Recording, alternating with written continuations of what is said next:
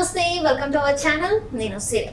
So ఎప్పటిలాగానే ఈ రోజు కూడా చాలా మందికి అంటే ఎన్నో డౌట్స్ ఉంటాయి. అండ్ ఇంకొకటి ఏంటంటే ఎలక్షన్స్ అయిపోయాక చాలా మందికి ఏంటంటే ఇక్కడ తెలంగాణలోనా ఆంధ్రలోనా ఎక్కడ ఇన్వెస్ట్ చేస్తే బాగుంటుంది, ఎందుకంటే అనూహ్యమైన మార్పు అంటే ప్రభుత్వం కూడా మారిపోయింది, ప్రజల్లో కూడా మార్పు వచ్చేసింది. సో ఇక్కడ ఇన్వెస్ట్ చేయాలా అక్కడ ఇన్వెస్ట్ చేయాలని చెప్పేసి చాలా డౌట్స్ ఉంటాయి కదా.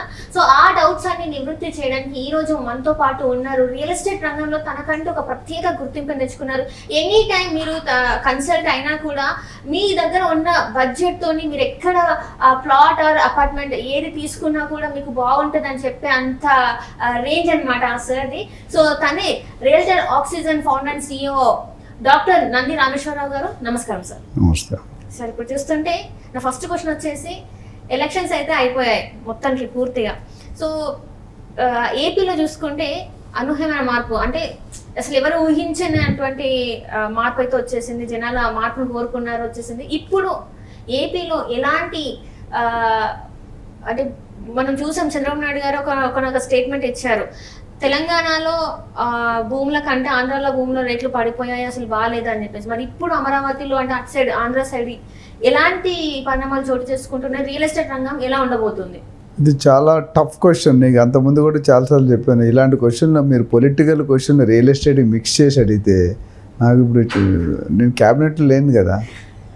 మీరు క్యాబినెట్ లో లేకపోయినా కూడా మీకు అన్ని ఇట్లా అందేస్తూ ఉంటాయి అన్నమాట. ఎక్కడ ఏది ఉన్నా కూడా మేము ఈ వరకు ఫస్ట్ మీకే తెలుసా అని నాకు తెలుసు సార్. ఇది చాలా మంచి ప్రశ్న సిరి, ఎందుకంటే ఈసారి ఏపీ ఎలక్షన్స్ అనేది చాలా ఇండియాలోనే అందరూ ఎదురు చూసాం. వరల్డ్లోనే ఏమవుతుంది అని ఎవ్వరూ గెస్ చేయలేకపోయారు. 50-50 అన్నారు, 40-60 అన్నారు, 30. బట్ ఇవన్నిటికీ చెక్ పెట్టడానికి 164-11 సీట్ అంటే అపోజిషన్లో ప్రత్యర్థిగా కూడా కూర్చునే అర్హత కోల్పోయారు. అది చాలా బాధాకరమైన విషయం. బట్ అగైన్ మనం ఎవరు చేసుకున్న పని ఎవరు చేసుకున్న పాపం బట్టే వాళ్ళకి కర్మ అనిపిస్తారు. సో ఆయన మంచి చేశారు, చేయలేదు అంటలేదు. బట్ ఒక వర్గానికి ఒక పర్టికులర్ సెగ్మెంట్కే చేశారు. సంక్షేమ పథకాల మీద డిపెండ్ అయిపోవడం వల్ల మేబీ జగన్ గారు లూజ్ అయ్యారు అనేది నా ఒక పర్సనల్ ఒపీనియన్. ఎగ్జిట్ పోల్ సర్వేలో కూడా వచ్చింది. 3-4 స్టాండర్డ్ రీజన్స్ ఏంటంటే, ఏపీ ల్యాండ్ టైటిలింగ్ యాక్ట్ మనం లాస్ట్ టైం మాట్లాడుకున్నాం, అదొకటి తీవ్రమైన. చంద్రబాబు నాయుడు గారు జైల్లో పెట్టడం అనేది without any charge sheet legendary person world famous ఫిగర్ని పెట్టడం అనేది అంత ఆషామాషి కాదు. నాకు నిన్న విన్నది ఏంటంటే, ఎవరైతే జగన్ గారి హయాంలో IAS IPS ఆఫీసర్లు చలామణి అయ్యారో వాళ్ళందరూ కలవడానికి వెళ్తే కూడా వాళ్ళు పంపించలేదండి, గేట్ దగ్గర తిరిగి పంపించారు కానిస్టేబుల్స్. అంత సీనియర్ లెవెల్లో ఉన్న వాళ్ళు కూడా అంటే ఎంత తీవ్రంగా దీన్ని ఖండిస్తున్నారో పరిశీలిస్తున్నారో చూసుకోవచ్చు. So we can't help. అయితే నువ్వు అడిగిన ప్రశ్నకి రియల్ ఎస్టేట్ అనేది ఏపీలో అట్టడుగు పడింది. ఎందుకంటే గత 5 సంవత్సరాలుగా ఫస్ట్ టైంలో చంద్రబాబు నాయుడు గారు చేసినప్పుడు planning, strategy, landscaping, designing, architecture అన్నీ చేశారు. అది ఊపందుకునే టైం కానీ పడిపోయాడు, వాట్ ఎవర్ రీజన్.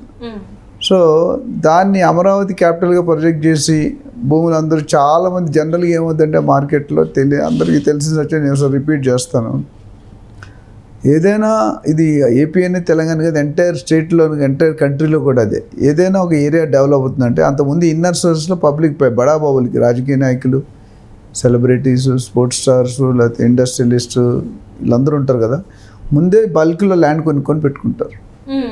పెట్టుకున్న తర్వాత జీవో డిక్లేర్ చేస్తారు. అది ఆనవాయితీగా ఎప్పటి నుండో గత 30-40-50 సంవత్సరాలుగా వస్తున్న ఫ్యాక్టరీ. సో అమరావతిలో కూడా అదే జరిగింది. చంద్రబాబు నాయుడు గారు ఇన్నర్ సర్కిల్స్లో వాళ్ళు డెవలప్మెంట్ తెలిసి అమరావతి క్యాపిటల్ అవబోతుంది అనుకున్న తరుణంలో అందరూ హెవీగా ఇన్వెస్ట్ చేయడం జరిగింది. అంటే చాలా పీనట్ రేట్స్లో కొనుక్కున్నారు. దాని తర్వాత ల్యాండ్ పూలింగ్, రైతులు ఎవరైతే భూమి ఇచ్చారో అమరావతికి వాళ్ళు. మీరు చూస్తుంటే కనుక జగన్ గారు వచ్చిన తర్వాత దాదాపు సంవత్సరాలు మొదటి నుంచి చివరి దాకా కూడా ఈ లేడీస్ ఎస్పెషల్లీ అమరావతి రైతులు ఎవరైతే ఉన్నారో వాళ్ళందరూ కూడా సంవత్సరాల తరబడి సాక్రిఫైస్ చేసి స్ట్రైక్ చేస్తూనే ఉన్నారు. ధర్నా ఎంతోమంది ప్రాణాలు కోల్పోయారు. అది చాలా విషాదకరమైన విషయం. ఎందుకంటే అది అంత కరెక్ట్గా జరగలేదు. అది ఏదో వాళ్ళకి సొల్యూషన్ చూపించుంటే బాగుండేది. సో అదొక మెయిన్. ఇవన్నీ చూసుకుంటే ఇప్పుడు చంద్రబాబు నాయుడు ఏ స్టేజ్లో ఉన్నారంటే, నేను ఇందాక కూడా మన పొలిటీషియన్తో మాట్లాడుతూ చెప్పాను, ఇప్పుడు మనం ఏపీ కూడా పరిస్థితికి వెళ్ళిపోయింది. సో రియల్ ఎస్టేట్ వరకు నాకున్న ఇన్నర్ సర్కిల్స్ ఇన్ఫర్మేషన్ వరకు కొద్దిగా టైం పడుతుంది. డెఫినెట్గా భూమి అవుతుంది, అమరావతి క్యాపిటల్ అవుతుంది. మిగతా స్టేట్లో మీరు చూసుకుంటే వైజాగ్ కానీ, గుంటూరు కానీ, తిరుపతి కానీ, నెల్లూరు, రేపల్లి, దాన్ని ఒంగోలు, బాపట్ల, చీరాల, విజయవాడ, ఇంకా అట్లా చాలా ప్లేస్లు ఉన్నాయి. ఎస్కోట, శ్రీకాకుళం, అమలాపురం, అనకాపల్లి, ఇవన్నీ కూడా వైజాగ్ మన ఏపీలో ఉన్న స్టేట్స్.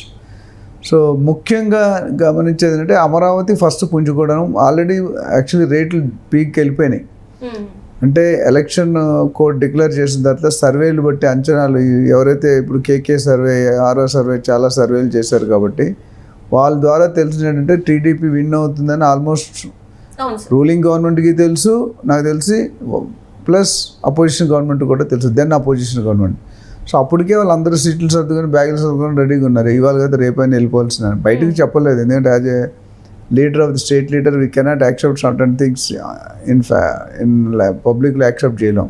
బట్ వాస్తవం అంటే ఎస్పెషల్లీ ఎగ్జిట్ పోల్ తర్వాత clear indication TDP is going to sleep. అయితే ఒక విధంగా మంచిదే, ఎందుకంటే ఇండియాలోనే ఏపీ తాలూకా రిజల్ట్స్ చాలా హవాక్ అయిన రిజల్ట్స్. ఎందుకంటే అంత మెజారిటీ ఎవరికి రాలేదు. ఇంకా నెక్స్ట్ విషయం మీరు చెప్పి పవన్ కళ్యాణ్ జనసేన పార్టీ ఉన్నారైతే అది మరీ రికార్డ్ 100% స్ట్రైక్ రేట్. క్రికెట్లో స్ట్రైక్ రేట్ అంటాం. అంటే ఎన్ని సీట్లు గెలిచారు అన్ని సీట్లు ఇచ్చారు. ఆయన యాక్చువల్లీ 24-30 సీట్లు గెలవాల్సిన అంటే పోటీ చేయాల్సిన దాంట్లో బీజేపీకి కాంప్రమైజ్ కొన్ని సీట్లు ఆయనకి ఇచ్చారు. కాబట్టి మేబీ ఆయన 30 సీట్లు 20 సీట్లు అంటే కంటెస్ట్ చేసిన గెలిచేవారేమో ఇప్పుడు ఈ ఉన్న స్వీప్లో. సో అదొక ఇప్పుడు మెయిన్ కింగ్ మేకర్ అయిపోయాడు. పవన్ కళ్యాణ్ ఎట్లా అయిపోయారంటే టీడీపీకి కానీ బీజేపీ కింగ్ మేకర్ అంటారు. అంటే ఈయన మన టీడీపీ కూటమి ఎటు వెళ్తే అటు కావాలి. ఇప్పుడు టీడీపీ కూటమి ఎన్డీఏ నుండి బయటకు వచ్చింది అనుకోండి, రాజకీయం బీజేపీ రాదు. సో ఆ విధంగా చూసుకుంటే రేట్లు డెఫినెట్గా అమరావతిలో అయితే కొద్దిగా పుంజుకున్నాయి, మిగతా స్ట్రీట్లో స్టార్ట్ అయ్యి. బట్ ఫుల్ స్వింగ్లో రావడానికి కొద్దిగా టైం పెట్టే అవకాశాలు ఉన్నాయి. ఎంత టైం పడుతుంది we to wait and watch. Chandrababu Naidu గారు ముందు లావాదేవీలు చూసుకోవాలి, ఏ స్టేజ్లో తీసుకోవాలి, ఏ డిపార్ట్మెంట్ ఎలా సెట్ చేయాలి, ప్రాసెస్ డిస్టర్బ్ అయింది, ఇవన్నీ చేసి కనీసం బ్రీతింగ్ టైం అంటారు. ఆ బ్రీతింగ్ టైం ఇస్తే డెఫినెట్గా ఆయన ఒక ప్లాన్తో బయటకు వస్తారు. ఇన్ ఫ్యూచర్ ఏపీలో కూడా రేట్లు పెరుగుతున్నాయి, పెరగబోతున్నాయి. కొద్దిగా public wait and watch for certain time. ఎందుకంటే రాగానే సెటిల్ అవ్వదు కదా మ్యాటర్. ఇప్పుడు ఆయన 12వ తారీఖు పదవి ప్రమాణ స్వీకారం చేసిన తర్వాత will get in to real core subject of the state. దాన్ని బట్టి మనం కొద్దిగా ఆగి చూస్తే మంచిది. డెఫినెట్గా కొన్ని ఏరియాలో రేట్లు అయితే పెరిగిపోయి మిగతా ఏ ఏరియాలు ఫోకస్ చేస్తారు, ఎక్కడ ముందు డెవలప్ అవుతాయి అనేది మనం వేచి చూడాల్సిందే. సో డెఫినెట్గా we are looking, we wish good luck to the AP government and the cabinet ministers. Thank you. Sir. Thank you so much, sir. Thank you.